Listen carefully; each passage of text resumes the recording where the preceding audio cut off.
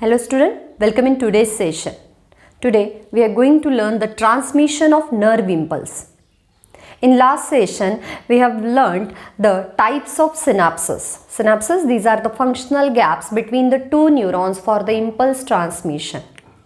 आज आपण बघणार आहोत की impulse कशी ट्रान्समिट होते किंवा कशी ट्रान्सफर होते.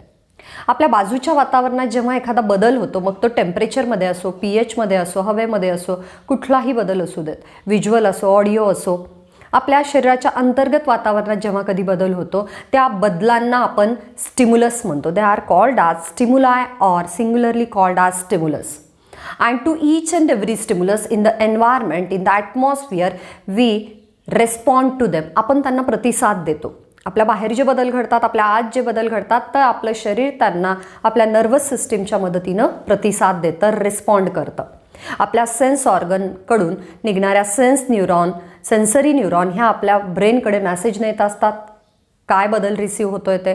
तिथून परत जो येतो किंवा रिस्पॉन्स येतो तो येतो मोटार न्यूरॉनच्या स्वरूपात. मोटार न्यूरॉन तो बदल घेऊन येतात, काय इफेक्ट करायचा आहे त्याबद्दल. आणि जेव्हा बदलांना घेऊन आपण म्हणू की बाहेरच्या वातावरणात काही बदल झाला आहे, ते चेंजेस जेव्हा ब्रेनकडे ट्रान्सफर केले जातात, ती ट्रान्समिशन जी आहे, ती वेव आहे, त्याला आपण काय म्हणतो, इम्पल्स म्हणतो. त्याला आपण संवेदनांची किंवा जाणीवांची लहर म्हणू. It is the wave of that any type of stimulus which is carried out to the central nervous system, and it is again back in the form of response by the motor neuron. मग ती motor न्यूरॉनच्या स्वरूपात काय ते वापस येते. म्हणजे आपल्याला थंडी वाजत आहे तर आपलं शरीराचे थर्मो रिसेप्टर रिसीव्ह करतील. There is a temperature changes, there is a low temperature in the environment. परत आपल्या ब्रेनकडे हा मेसेज जाईल सेन्सरी न्यूरॉनकडून, तिथं तो असोशिएट किंवा मिक्स न्यूरॉनकडून डायग्नोस्ड केला जाईल, ब्रेनला कळवल्या जाईल आणि इफेक्ट आपल्याला मोटार न्यूरॉनच्या स्वरूपात येईल. मग आपण हात रब करायला लागतो, आपण त्यासाठी फॅन बंद करू, आपण त्यासाठी स्वेटर घालू किंवा गरम गोष्टीच्या जवळ बसू, ओके नाही. तर हे आपले इफेक्ट्स आहेत. इफेक्ट आर ऑर्गन, पण सेन्स ऑर्गन सेन्सरी न्यूरॉनकडून सेन्सेस रिसीव्ह पण करतात, स्टिम्युलस रिसीव्ह पण करतात आणि स्टिम्युलसला रेस्पॉन्ड पण करतात. आता हा जो बदल आपला शरीर ग्रहण करते, त्या बदलांना आपल्या शरीरात एक मार्ग आहे जो न्यूरॉनद्वारे जाणार आहे. म्हणजे electrically and chemically neurons transmit that signals. That transmission of signals called as impulse. त्याला आपण इम्पल्स म्हणूया. तर बघा, that neurons having the capacity to excitement. Excitement ही न्यूरॉन्सचं एक कॅरेक्टरिस्टिक फीचर आहे. It is having capacity of excitement. It is excited when it receives the changes in external environment और internal environment in the body. It is also having the capacity of that irritation. Excitement, irritation ह्या capacity आहेत न्यूरॉनच्या. Okay, तर impulse कशाला म्हणू बघा. It is an electrochemical disturbances along the neuron. न्यूरॉनच्या मार्गाने येणारे हे अडथळे आहेत, डिस्टर्बन्सेस आहेत, पण कुठल्या स्वरूपात, इलेक्ट्रिकल सिग्नलच्या स्वरूपात आणि केमिकल सिग्नलच्या स्वरूपात. आपण बघितलेलं आहे सिनॅप्सिसच्या स्ट्रक्चरमध्ये दॅट वेसिकल्स कंटेनिंग ॲसिटाल कोलिन, आणि दोन न्यूरॉन्सच्या मध्ये ह्या ॲसिटाल कोलिनचं ट्रान्समिशन होतं, तेव्हा एखादी गोष्ट आपल्याला कळते. म्हणजे आपल्या शरीरात आपल्याला संवेदना कळण्यासाठी इलेक्ट्रिकल सिग्नल्स पण कारणीभूत असतात आणि केमिकल्स पण कारणीभूत असतात, जसं acetylcholine. Okay, and that electrochemical disturbances along the neuron, it is called as impulse. Impulse कशाला म्हणू आपण, दॅट इज इलेक्ट्रोकेमिकल किंवा आपण neuronal disturbances along the neurons. न्यूरॉन्सच्या जवळपास निर्माण होणारे electrical as well as chemical disturbances, that is called impulse. And that impulse travels in the form of charges and also in the chemical form. चार्जेसच्या फॉर्ममध्ये म्हणजे आपण न्यूरॉन्सचं स्ट्रक्चर बघितलेलं आहे. That cyton is there, dendrites are there, then the extension of neuron, it is called as axon. ह्या ॲक्झॉनच्या along, ॲक्झॉनिक मेम्ब्रेनच्या along बाहेर जे फ्लुइड आहे त्याला आपण एक्स्ट्रा सेल्युलार फ्लुइड म्हणू, ECF. आणि या मेम्ब्रेनच्या, एक्झॉन मेम्ब्रेनच्या आत म्हणजे न्यूरॉनच्या आत आपण काय म्हणू, inside the neuron membrane, neuronal मेम्ब्रेनच्या आत इंट्रासेल्युलार फ्लुइड किंवा सायटोप्लाझम, एक्झोप्लाझम म्हणतो आपण तो. बाहेरच्या फ्लुइडमध्ये आणि आतल्या स्पेसमध्ये इलेक्ट्रिकल चार्जेसच्या प्रमाणानुसार, त्यांच्या कॉन्सन्ट्रेशननुसार चार्जेस चेंज होतात, त्यांचा पोटेन्शियल डिफरन्स चेंज होतो. आणि जेव्हा जेव्हा पोटेन्शियल डिफरन्समध्ये चेंज होतो, याचा अर्थ आपल्या बाजूला जे केमिकल्स, आपल्या बाजूला जे सिग्नल्स रिसीव्ह करतो आपण ते रिसीव्ह केल्यानंतरच आपल्या न्यूरॉन्समध्ये बदल होतो. म्हणजे when we receive the stimulus, there is a change in the charges, there is a change in the chemical transportation in the body along the neuron. न्यूरॉन्सच्या भोवती चार्जेसमध्ये बदल होणार, न्यूरॉन्सच्या भोवती केमिकलमध्ये ट्रान्समिशन होणार. जेव्हा जेव्हा आपल्या बाजूला एखादा बदल घडेल आणि त्या बदलांना शरीर काय करेल, रिस्पॉन्ड करेल. Okay, that in impulse, while the impulse traveling, charges are exchanged along the neuronic membrane. बघा, जेव्हा जेव्हा इम्पल्स ट्रॅव्हल होते तेव्हा न्यूरॉनच्या मेम्ब्रेनच्या अलॉंग चार्जेस बदलले जातात, एक्सचेंज होतात. वी आर नोईंग दॅट या एक्स्ट्रा सेल्युलर फ्लुइडमध्ये कशाचं प्रमाण जास्त असतं, सोडियम आयन्स आणि क्लोराईड आयन्सचं प्रमाण न्यूरॉन्सच्या बाहेर जास्त असतं. पण त्या प्रमाणात K+ म्हणजेच पोटॅशियम आयन्स हे न्यूरॉन्सच्या आत प्रेझेंट असतात. न्यूरॉन्सच्या आत असतात protein, nucleic acid, both are negatively charge particles, आणि सोबत आहे पोटॅशियम आयन. हा आहे इंट्रासेल्युलर स्पेसेसमध्ये न्यूरॉन्सच्या आत. न्यूरॉन्सच्या बाहेर ज्याला एक्स्ट्रा सेल्युलर फ्लुइड म्हणू, त्याच्यामध्ये कशाचं प्रमाण जास्त आहे, सोडियम आयन्सचं आणि क्लोराईड आयन्सचं. पण कंपॅरिझनमध्ये सोडियम आयन्सचं, म्हणून आपण काय म्हणू, sodium ions present in the more amount in the extra cellular fluid at the outer side of न्यूरॉनच्या आउटर साईडला. ओके, बघा, इन ECF म्हणजेच एक्स्ट्रा सेल्युलर फ्लुइड न्यूरॉनच्या बाहेर Na positive and Cl negative are present in large concentration, in large amount. But K+ ions they are present within the membrane. मेम्ब्रेनच्या अलीकडे कोण आहे, K+ आयन्स, बाहेर कोण आहेत, सोडियम आयन आणि क्लोराईड आयन्स. पण सोडियम आयन्सचं कॉन्सन्ट्रेशन हे एक्स्ट्रा सेल्युलर फ्लुइडमध्ये कसं आहे, जास्त आहे. And this condition, it is always called as polarized state or resting state. जेव्हा आपल्या शरीराला काहीही संवेदना ग्रहण होत नाही आहेत, नॉर्मल अवस्थेला एखाद्या न्यूरॉनच्या बाहेर काय असतं, सोडियम आयन्सचं प्रमाण जास्त, क्लोराईड आयन्स त्याच्यासोबत, आणि मध्ये पोटॅशियम आयन्स, आणि विदिन दॅट प्रोटीन आणि काय, न्यूक्लिक ॲसिड. आता बघा, न्यूरॉन्सच्या आत प्रोटीन आणि न्यूक्लिक ॲसिडचं प्रमाण जास्त असतं K+ आयन्सपेक्षा, म्हणून आतलं कॉन्सन्ट्रेशन कसं असतं, टोटल निगेटिव्ह होतं. बरं, न्यूरॉन्सच्या बाहेर Cl निगेटिव्ह आहेत, पण त्यांच्यासोबत सोडियम आयन्सचं प्रमाण जास्त आहे, म्हणून एक्स्ट्रा सेल्युलर फ्लुइडचं द एंटायर किंवा टोटल त्यांचं चार्ज काय होतो, दॅट पॉझिटिव्ह. म्हणजे न्यूरॉन्सच्या बाहेर ऑलवेज पॉझिटिव्ह चार्जेसचं कॉन्सन्ट्रेशन जास्त, न्यूरॉन्सच्या आत निगेटिव्ह चार्जेसचं प्रमाण जास्त. आपल्याला असं वाटेल की बाहेर पॉझिटिव्ह चार्जेस आहेत आणि आत निगेटिव्ह चार्जेस आहेत, असं नसतं. आतमध्येही न्यूरॉन्सच्या पॉझिटिव्ह चार्जेस आहेत, अलॉंग विथ निगेटिव्ह पण आहेत. म्हणजे K+ पॉझिटिव्ह आहेत आणि सोबतच प्रोटीन्स आणि न्यूक्लिक ॲसिड, DNA RNA हे निगेटिव्ह आहेत. पण त्यांचा ऑल ओव्हर चार्जेसचं जे प्रमाण आहे, प्रोटीन आणि न्यूक्लिक ॲसिड जास्त असतात K+ आयन्सपेक्षा, म्हणून न्यूरॉनच्या आत निगेटिव्ह चार्जेस आणि न्यूरॉनच्या बाहेर सोडियम आयन्सचं कॉन्सन्ट्रेशन असतं क्लोराईड आयनपेक्षा जास्त. त्यामुळे न्यूरॉनच्या बाहेरचं म्हणजेच extra cellular fluid concentration it is positive. म्हणजे ठरलेलं आहे, न्यूरॉनच्या बाहेर पॉझिटिव्ह, न्यूरॉनच्या आत निगेटिव्ह. ओके, आणि याला आपण काय म्हणू, when the positive charges outside the membrane of neuron and negative charges inside the neuronic membrane, that is called as polarized state. Okay, at the inner side of neuron, K+ present within the negative charge, that is the protein and nucleic acid. आतल्या साईडला protein आणि nucleic acid सोबत K+ present असतात, आणि बाहेर sodium आयन्सचं concentration जास्त असतं. तर आपण एक टर्म बघूयात, that is that sodium pump. Sodium आणि पोटॅशियम हे नेहमी त्या न्यूरॉनिक मेम्ब्रेनच्या आत बाहेर करत असतात. आता सोडियमचं कॉन्सन्ट्रेशन कुठे जास्त आहे, बाहेर. पोटॅशियम कुठे जास्त आहे, आत.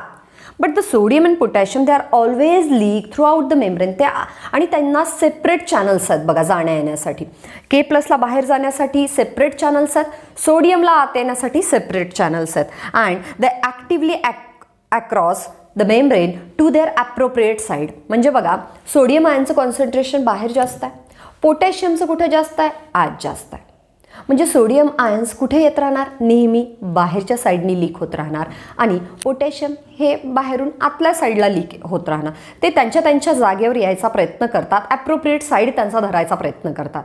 पण बघा, त्या याच्यामध्ये Na force outside and K force inside, and this process in which the sodium ions force outside always the membrane and potassium ions they force always inside the membrane, and that process of transmission of that Na+ and K positive, that is called as sodium pump. त्याला आपण काय म्हणतो, sodium pump. Okay, then the potential difference along the neuron, it is always -50 to -100 millivolts and on an average it is -70 millivolts. आता बघा, एकीकडे positive चार्जेसचं प्रमाण आहे, एकीकडे निगेटिव्ह चार्जेसचं प्रमाण जास्त आहे, त्यामुळे कमी आणि जास्त हा एक डिफरन्स निर्माण होतो. त्या डिफरन्सला आपण पोटेन्शियल डिफरन्स म्हणतो आणि जेव्हा जेव्हा पोटेन्शियल डिफरन्स क्रिएट होईल तिथे इलेक्ट्रिसिटीची निर्मिती होते आणि our neuron is capable to that produce the electricity in millivolts amount.